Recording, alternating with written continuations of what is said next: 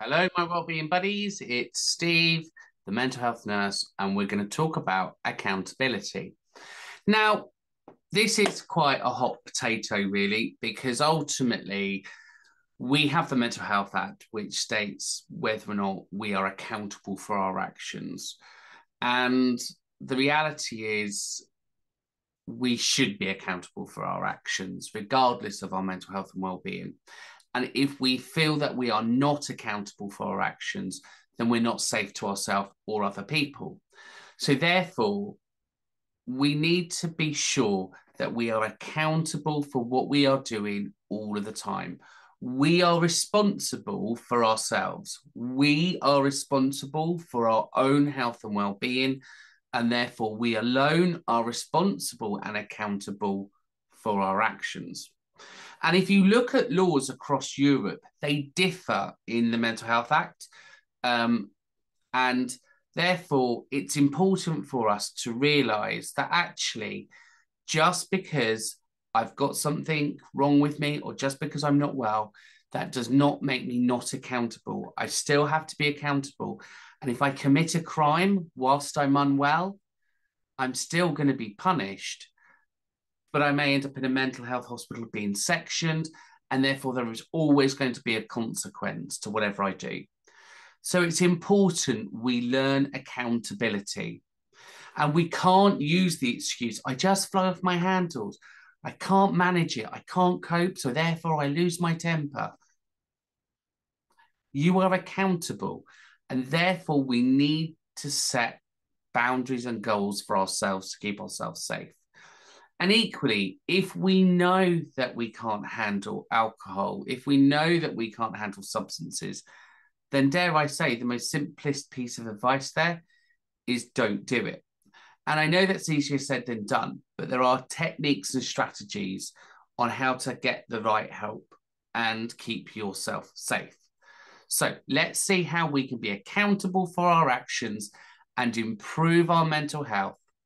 So improving accountability will naturally improve mental health. It will make you feel more in control. The moment we say, I can't do this, I can't stop, I can't control this, we are literally saying, I have no accountability. I've lost control of my mental health.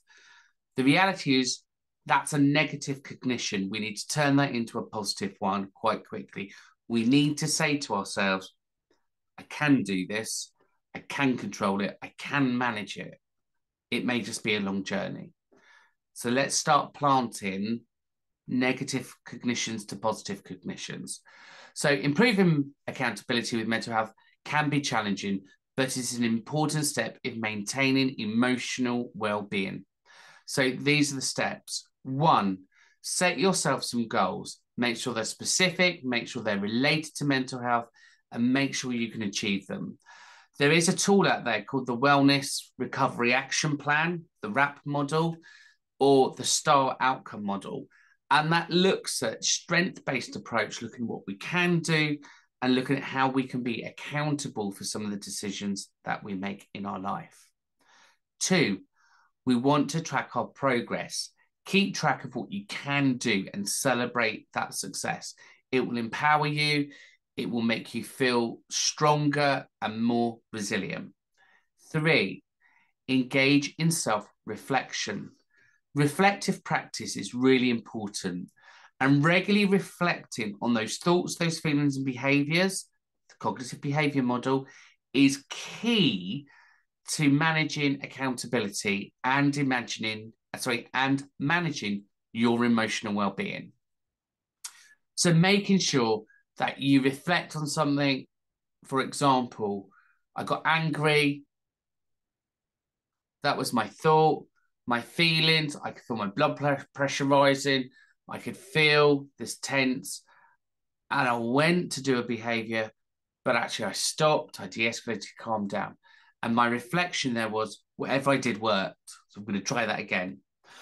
But if I hit a behavior, I'm not going to punish myself. I'm going to be self-compassionate, but I'm going to reflect and go, that didn't work.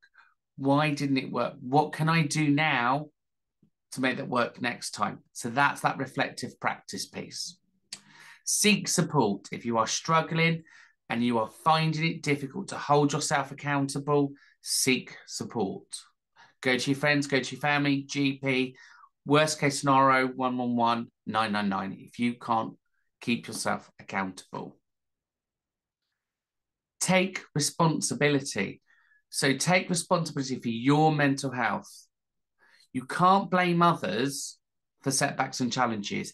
It's your health.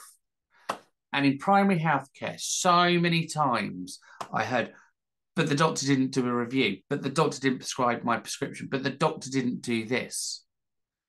But it's your health. The doctor has to manage nearly 3,000 patients. You've only got to look after yourself. Make sure you have enough medication. Make sure you're taking that medication on time. Make sure you're setting those goals and those strategies to live well. And if you can't, then get a network around you. Maybe go to social services, have a Care Act done. If the Care Act may say that you can have a PA, great.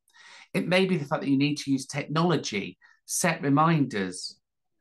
But ultimately, you need to take responsibility, because the moment you do, it will promote your well-being and your recovery quicker. Because it's too easy to sit back and blame other people. So here, we need to practice self-care. So prioritize, practice self-care, go for that exercise, look at relaxation techniques, and do your hobbies. Just look after yourself. Be kind to yourself. Be non-judgmental to yourself. And look at all of those other strategies that we've looked at. And it isn't the case of just saying, but I tried one thing, it didn't work. There is no quick fix.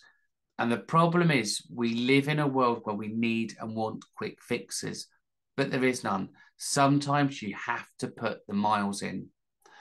And as you do, you will learn more about yourself. So it is about the case of being accountable, and it's part of acceptance. Accept your limits, accept your boundaries, accept what you can and cannot do. And then you'll be able to move forward. And hold yourself accountable for making progress.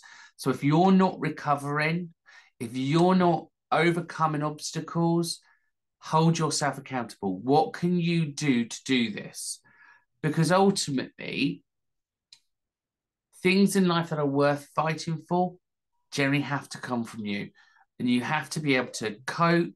You need to find those coping skills, those resilience skills, those problem-solving skills, those lifestyle changing skills, and all of those other skills we've done. And by doing all of that, you can hold yourself accountable and truly reward yourself for the progress that you're making. And I know this all sounds a bit lectury, but sometimes we just need to hear it in a very honest and straightforward way. So set yourself goals, set yourself some progress, track it, reward it. Engage in self-reflection, monitor what you're doing, seek support if you need it. Don't let it flick by. Take responsibility. It's your health and well-being. It's your life. You need to manage it. It's nobody else's. Manage it. Prioritize that self-care and hold yourself accountable. And remember, improving accountability with mental health is a process. It takes time. But there is support out there. There is. And it's just a case of asking for it and making sure it's wrapped around. And if you try one thing and it doesn't work, try and try again. Accountability refers to taking responsibility for one's actions and decisions and being willing to accept the consequence that comes with that. And that's the whole point of life. We are able to take risks, and we are able to take unwise risks, but it is our consequence. We only have ourselves to blame if we get it wrong.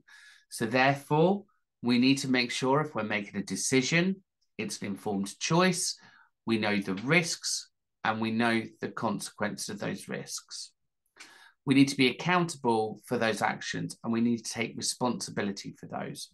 We need to be accountable for setting our goals, monitoring our progress, and being accountable for rewarding ourselves and managing our emotional well-being. So I wish you all the best of luck. Remember, be accountable. Take care. Bye for now.